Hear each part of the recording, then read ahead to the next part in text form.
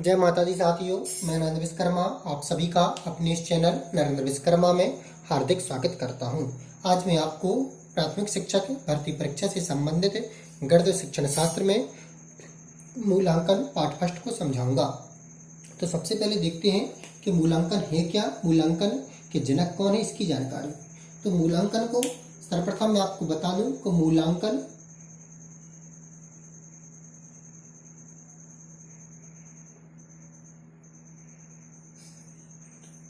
मूल्यांकन को इंग्लिश में इवैल्यूएशन कहा जाता है। जो मूल्यांकन है यह दो शब्दों से मिलकर बना है। कितने शब्दों से? दो। मूल धन अंकन, अर्थात कहें तो छात्रों के गुण व दोषों के मूलों का अंकन करना मूल्यांकन कहलाता है।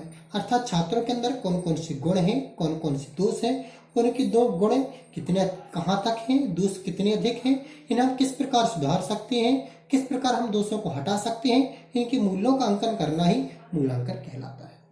छात्रों के गुण व दोषों के मूल्यों का अंकन करना मूल्यांकन कहलाता है।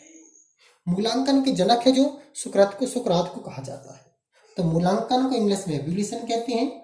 मूल्यांकन दो शब्दों से मिलकर बना है, मूलधन अंकन, अर्थात छात्रों के गुण व दोषों के मूल्यों का अंकन करना मूल्यांकन कहलाता है। मूल्यांकन के जनक सुकरात को कहा जाता है। तो जो मैंने आपको समझाया था आपकी स्क्रीन पर है। मूल्यांकन दो शब्दों से मिलकर बना है, मूलधन अंकन, अर्थात छात्रों के गुण व दोषों के मूल्यों का अंकन करना मूल्यांकन कहलाता है। मूल्यांकन के जनक सुकरात को कहा जाता है। मूल्यांकन द्वारा हम तीन बातों का पता चलता है। कितनी बातों का? तीन बातों का। वे कौन कौन सी बातें हैं? पहली बात है विषय के प्राप्त उद्देश्य, दूसरा सीखने का अनुभव, तीसरा मूल्यांकन व उसके साधन। यदि हम इसे त्रिभुज के माध्यम से व्यक्त करें तो त्रिभुज कुछ इस तरह का बनेगा। यहाँ पर आएंगे विषय के प्राप्त उद्देश्य, यहाँ पर क्या आएगा आपका? विषय के प्राप्त उद्देश्य, ठीक है ना। अब इसके बाद ऊपर आपका जाएगा, ऊपर चला जाएगा सीखने का अनुभव,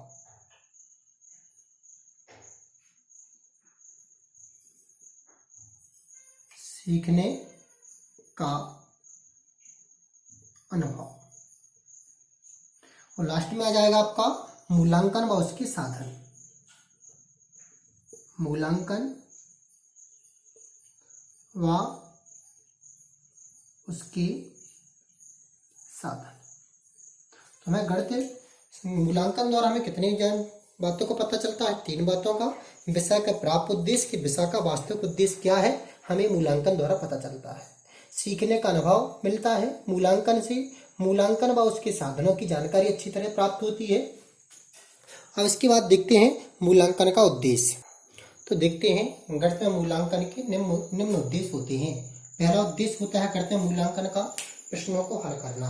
हम मूल्यांकन के माध्यम से बहुत सारे प्रश्नों को हल करवाते हैं। हल करते समय हम उनका मूल्यांकन करते हैं कि उनमें कितनी त्रुटियां हुई हैं और उन त्रुटियों को सही करने का प्रयास करते हैं। रेखा गणितीय आकृति को सही करना, यह भी है मूल्यांकन का क्या है? उद्देश्य। रेखागणित की जो आकृति बनाई गई है, अक्सर छात्र यहाँ पर गलतियां करते हैं, तो हम बार बार उन्हें मूल्यांकन करने की उन आकृतियों को सही करने का प्रयास करते हैं। गणित की सारणी को ठीक से समझना, क्या हमें गणित में जो सारणी होती है उन्हें किसका मान क्या है, उनकी किस तरह से व्यवस्थित किया जाता है, किस तरह से उन्हें लिखा जाता है, इसकी जानकारी हम मूल्यांकन के द्वारा प्राप्त कर सकते हैं।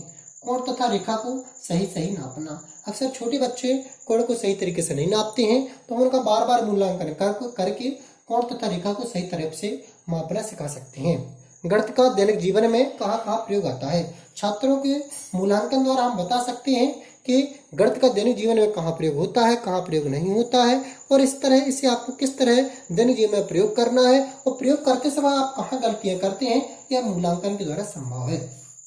अब देखते हैं मूल्यांकन की आवश्यकता। मूल्यांकन की आवश्यकता क्यों है? कि क्यों महसूस किया गया कि वास्तव में मूल्यांकन की आवश्यकता होती है।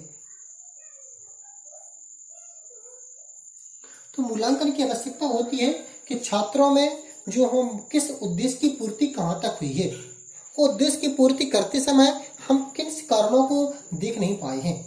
अर्थात शिक्षक को समझने के लिए कि उसका शिक्षण कार्य सही तरीके से चल रहा है और विद्यार्थी को अपनी कमियों का अंकन करने के लिए मूल्यांकन की आवश्यकता होती है।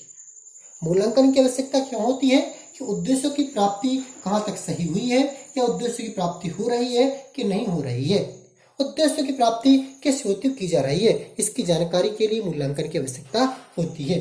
या हम दूसरे शब्दों में कह सकते हैं शिक्षक को शिक्षण कार्य जानने के लिए मूल्यांकन की आवश्यकता होती है। शिक्षक को बच्चे के अंदर जो त्रुटियां होती हैं उन्हें सही करने के लिए मूल्यांकन की आवश्यकता होती है। बच्चों में कौन कौन सी कमियां रह गई हैं उन्हें सुधारने के लिए मूल्यांकन की आवश्यकता होती है। मूल्यांकन की आवश्यकता निम्न कारणों से भी हो सकती है। वर्तमान में मूल्यांकन एक माना जाता है वह कक्षा उन्नति का साधन माना जाता है। तो मूल्यांकन एक कक्षा उन्नति का साधन नहीं है बल्कि उसके विस्तृत क्षेत्रों का अंकन करना है। इन विस्तृत क्षेत्रों के अंकन करने के लिए मूल्यांकन की आवश्यकता हुई है। तो पहली आवश्यकता है शिक्षक को शिक्षण कार्य की आवश्यकता के लिए। दूसरी आवश्यकता है विद्यार्थियों में कौन कौन सी कमियां रह चुकी हैं उन्हें दूर करने के लिए। तीसरी आवश्यकता है शिक्षण कार्य कहाँ तक पूर्ण हो चुका है यह चेक करने के लिए। इन कारणों के लिए मूल्यांकन की आवश्यकता होती है। अब हम देखते हैं मूल्यांकन के प्रकार। तो जो मूल्यांकन के प्रकार हैं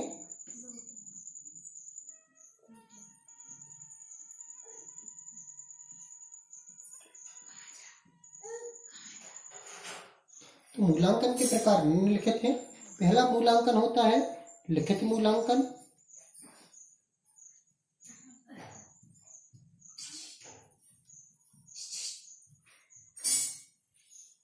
दूसरा मूल्यांकन होता है मौखिक मूल्यांकन।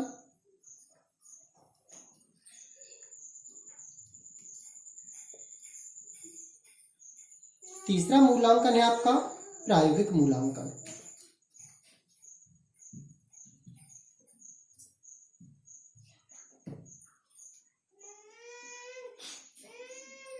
लिखित जो मूल्यांकन है यह लिखकर लिया जाता है। किसके द्वारा होता है? लिखकर। मौखिक मूल्यांकन है जो ओरल रूप से या मौखिक रूप से होता है। और प्रायोगिक मूल्यांकन है यह प्रयोग के माध्यम से होता है। ठीक है ना। लिखित मूल्यांकन के निम्न प्रकार होते हैं वार्षिक, अर्धवार्षिक,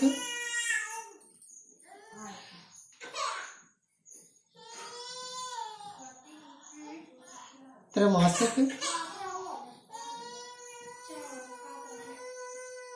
साप्ताहिक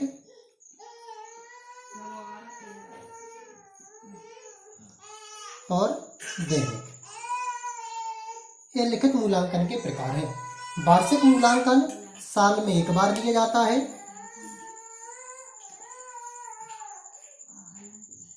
अर्धवार्षिक मूल्यांकन साल में 2 बार होता है। त्रैमासिक मूल्यांकन साल में 3 बार होता है। या हम ये कह सकते हैं कि 3 माह में होता है। अर्धवार्षिक मूल्यांकन 6 माह में होता है। अर्धवार्षिक 6 माह में, त्रैमासिक 3 माह में। तो आप यही याद रखें कि साल 3 माह में 3 माह, और एक ऐसा होता है 6 माह में।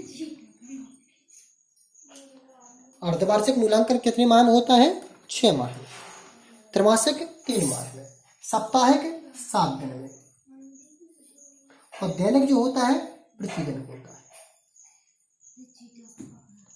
यदि आप डीएड या बीएड के रेगुलर छात्र हैं तो मूल्यांकन का आपको वर्णन आए तो आप सबसे पहले लिखेंगे मूल्यांकन 3 प्रकार के होते हैं, लिखित, मौखिक और प्रायोगिक। लिखित मूल्यांकन जो होता है लिखकर लिया जाता है।